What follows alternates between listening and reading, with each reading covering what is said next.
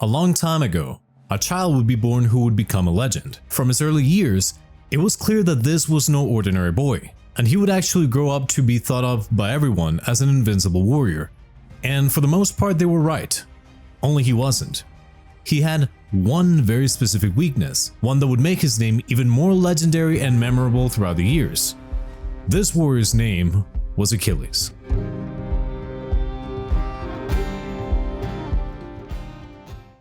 Welcome to Tales of a Bard. Today's story takes us through the life of Achilles, going all the way from the events leading to his birth and early life to his legendary exploits in the Trojan War, and we'll be answering the question, did he even exist in the first place?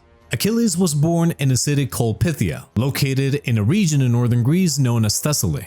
His mother was Thetis, who, according to legend, was a sea nymph. His father Peleus, who was a descendant from Zeus himself, was the king of Phthia and the Myrmidons at the time. This made Achilles not only royalty, but a demigod in his own right, considering that he was the great-grandson of Zeus himself. But despite the very obvious special conditions of his birth, his story did not begin with battles or victories. It began with a warning. Achilles' mother Thetis was so hauntingly beautiful that even the gods wanted her. Both Zeus and Poseidon tried to make Thetis their wife, but before they could actually do this, an oracle spoke a prophecy that completely threw them off.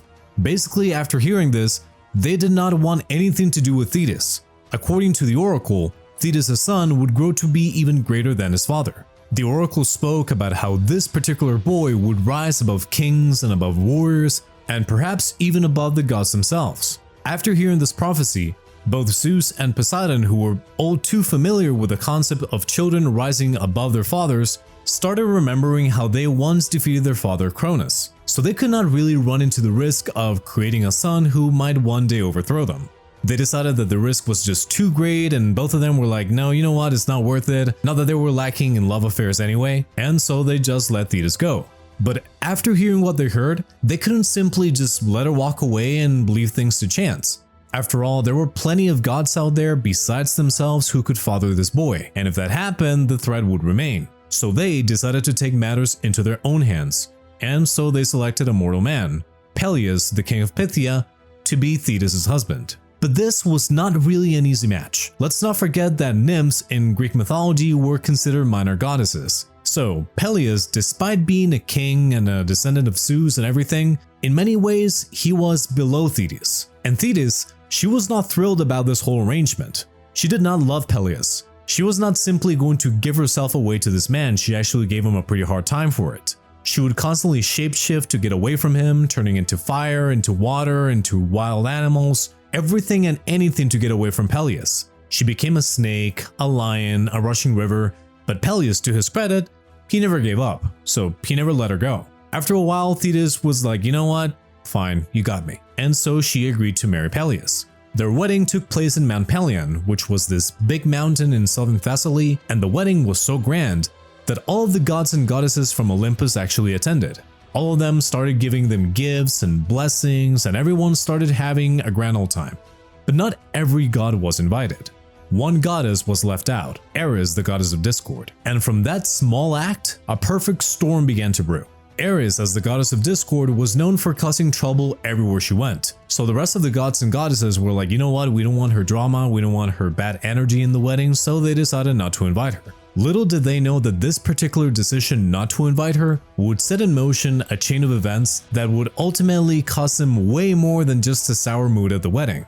Ares did not take this insult slightly. I mean, she was completely humiliated and felt furious for being left out, so she decided to take revenge. So when all the gods and goddesses were out celebrating and drinking wine and playing music, Ares simply showed up to the wedding uninvited. And also she brought something with her, a golden apple. The apple was made of pure gold, and on its surface, she had engraved the words, "For the fairest." So she just showed up unannounced and threw the apple in the middle of the gathering.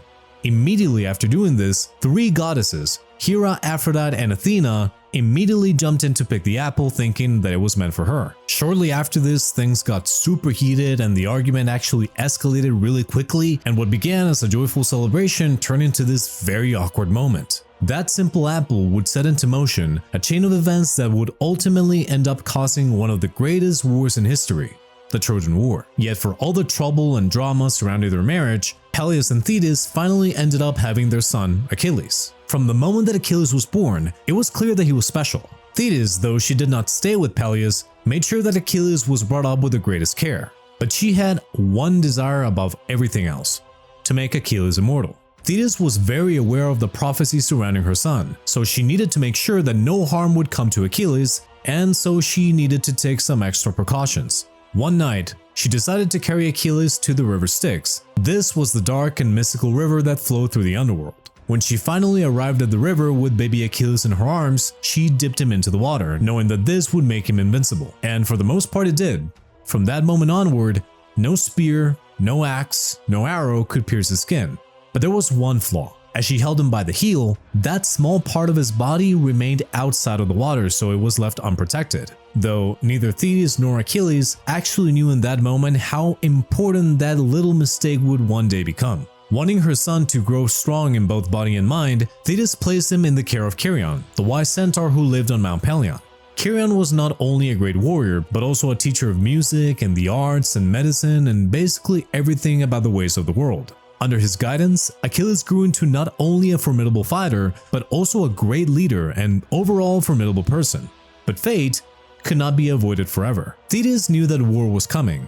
Queen Helen of Sparta had just been abducted by Prince Paris of Troy, his prize for being bribed by the goddess Aphrodite for ending the dispute of the Golden Apple and choosing her as the fairest. On top of this, a prophecy spoken by a famous Greek seer named Calchas said that the Trojan War would not be won without Achilles, but that if Achilles fought in the war, he would not see the end of it. So, completely desperate to save him, Thetis came up with a plan. She disguised Achilles as a girl and sent him far away to the island of Skyros, where he lived under a different name in the court of King Lycomedes. There, hidden among the king's daughters, Achilles was safe, at least for a time. But something happened on Skyros that Thetis did not foresee. King Odysseus of Ithaca was tasked with finding Achilles, and he devised a clever plan to reveal him. Disguised as a merchant, Odysseus presented jewelry and fine clothes alongside weapons to the women at Lycomedes' court. Then there was a trumpet blast that made it sound like they were being attacked at that very moment. Achilles just reacted on instinct and grabbed one of the weapons, and his identity was revealed. After being discovered, Achilles was finally persuaded by Odysseus to join the Greeks and fight against Troy, despite his tragic fate foretold by the prophecy. When the war first broke out, the battle did not immediately start at Troy's gates. The Greeks fought several battles before reaching Troy in search of supplies and strategic positions. And there was one particular raid that stood as a turning point, the raid on Tenedos, an island near Troy. As the Greek ships neared the shores, Achilles stood at the front, and his very presence struck fear into the enemy soldiers. After all, his name was already legendary at this point. But this is where things start going downhill for Achilles. In the chaos of battle, Achilles came face to face with a warrior unlike any he had seen before.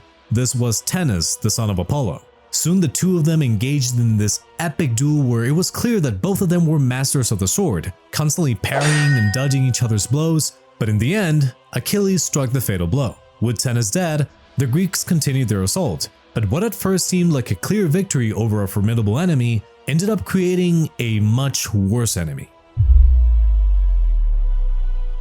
Apollo, who had loved his son dearly, would never forgive Achilles. From that day, this god's anger would hang over Achilles like a dark cloud, waiting for the right moment to strike. With the raid on Tenedos behind them, the Greek army led by Agamemnon finally landed on the shores of Troy. The Trojan War, a conflict that would last 10 years, had finally begun. In the early years of the war, no one could stand against Achilles. He cut Trojan champions one by one. Cyzicus, the son of Poseidon, and Troilus, the young Trojan prince, both fell before his spear. But among his many victories, one would soon cause a lot of trouble. After sacking the city of Lyrnessus, Achilles took a woman, Briseis, as his prize of war. She was a strikingly beautiful woman, and he took her as a symbol of his victory. But he did not yet know that Briseis would become the spark of his greatest conflict yet. A priest of Apollo arrived at camp begging for the return of his daughter Chryseis, who had been taken as a slave by Agamemnon. But Agamemnon, being the proud and stubborn king he was, simply turned him away. This refusal by Agamemnon actually angered Apollo, who sent a deadly plague after the Greeks. Warriors started getting sick and many of them died because of this plague. Desperate for answers, the Greeks turned to Calchas, the seer who had foretold Achilles' fate, and he revealed that Apollo's wrath would be appeased if Chryseis was returned. After hearing this, Achilles went straight to confront Agamemnon and actually demanded that Chryseis be released. And despite being humiliated and really bitter about it, Agamemnon had to agree his army was dying. But Agamemnon couldn't just let Chryseis go like that. He wanted something in return. So as a compensation, he demanded Briseis, the woman that Achilles had taken as his own. In that moment, he struck not only at Achilles' price, but also at his honor. This slight was not taken lightly by Achilles. In that moment, he wanted to really kill Agamemnon. He didn't care that he was the king of all the Greeks. He just wanted him dead right then and there. But instead of doing this, Achilles took a different approach. He withdrew from the war. The Trojans, who were feeling much more confident by his absence, pressed their advantage, with Hector, the commander of the Trojan forces, leading the majority of the assaults. After this, the Greeks started taking an absolute beating, and Agamemnon knew that he needed to do something. They were going to lose the war. So he swallowed his pride and actually begged Achilles to please return to the battlefield, offering not only to return Briseis, but also pledging a wealth of treasures as compensation. Other figures like Odysseus, who had persuaded him to join the battle in the first place, tried to persuade him, but Achilles was too proud and he remained steadfast in his position.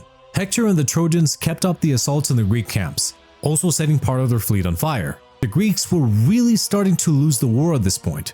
Around this time, Patroclus, Achilles' closest friend and, according to some versions, either his cousin or his lover, could no longer bear to see the Greeks taking such a beating. So he went to Achilles and begged him to please let him take his armor and lead the Myrmidons into battle, essentially pretending to be him to lift up the soldiers' morale. Achilles was not really a fan of this idea, but after some convincing, he actually gave his permission. So Patroclus, wearing Achilles' armor, joined the battle, but this would unfortunately not last. Hector, with the assistance of Apollo, confronted Patroclus in single combat, where Patroclus would sadly lose his life. When Achilles learned of the death of Patroclus, he was consumed by both sorrow and a desire for revenge, and after vowing vengeance upon Hector, he turned to his mother. Achilles asked his mother to please intercede with the gods on his behalf. His request was for a new set of armor forged by Hephaestus, the master blacksmith of the gods. His wish was granted, and with his new set of armor, he emerged once more onto the battlefield. Soon after this, Achilles would come face to face with the man who had killed Patroclus. This duel between Achilles and Hector, much like with tennis, was also an epic clash. Hector was after all the greatest of the Trojan warriors, but in the end Achilles was the victor. But killing Hector was simply not enough. Achilles, still filled with rage over the death of Patroclus, dragged Hector's body 3 times around the walls of Troy. After this, in a very brave act, Priam, Hector's father and the king of Troy, ventured into the Greek camp under the cover of night to ransom his son's body. Kneeling before Achilles, Priam kissed the hands of his son's killer and begged for his son's body. Achilles, who was deeply moved by King Priam's courage and love, allowed the Trojan king to retrieve his son's body for a proper burial. Following this, Achilles agreed to an 11-day truce so that the Trojans could mourn their fallen warriors. After the truce was over, the war resumed with new reinforcements for Troy, including the arrival of the Amazons led by Penthesilea and later the Ethiopians led by Memnon. Both of them would later perish at the hands of Achilles. As the war went on, Achilles finally met with his long prophesied fate. With the help from the god Apollo, Paris, the Trojan prince who took Helen and started the war, pulled back his bow and shot an arrow. The arrow, guided by Apollo, hit Achilles in the heel, the only part of his body where he could be hurt. Achilles, this seemingly invincible warrior, just fell to the ground, and as he lay there in the battlefield, he started thinking about his mother, who had tried to make him immortal, yet had unknowingly sealed his fate from day one. After Achilles' death, there was a dispute for Achilles' armor. In the end, Odysseus would end up claiming the armor, thus putting an end to Achilles' story. Now, this tale and what we know of Achilles comes from many different sources, including Homer's Iliad, the epic cycle which covers more events before and after the Iliad, and other shorter mythological stories that provide extra details like his mother actually bathing him in the river Styx, and the prophecy surrounding his death. Of course, there are a lot of mythological elements to the character, but can we definitively say that everything surrounding Achilles is pure myth? Not really. We know for a fact that the Trojan War happened because we have archaeological evidence of Troy, and the Iliad played a significant role in actually discovering it. This proves that the Iliad, besides being a story, is an actual recollection of places and events. But was there ever someone named Achilles that actually fought in this war described in the Iliad? So far, there is no definitive evidence that Achilles was a real historical figure who fought in the Trojan War as described in the Iliad. It's obvious that his character involves a lot of mythology, like him being the son of a nymph and him being invincible, but all this could just be details that embellish a story in order to preserve it. That could be true. That being said, there's absolutely no archaeological evidence that a real Achilles ever existed. Some scholars agree that perhaps his character was based on other heroes from the Bronze Age, when the Trojan War is thought to have taken place. The consensus is that his character represents the idealized version of the perfect Greek hero, and not an actual historical figure, until new evidence arises, if such evidence even exists. Thank you so much for joining me for today's tale. If you enjoyed the video, had fun, learned anything new, please consider supporting your local bard by either subscribing to the channel, liking, commenting. All that really helps a lot. And don't forget to watch one of these 2 videos for more epic stories. Until the next tale, farewell, and may the gods smile upon you.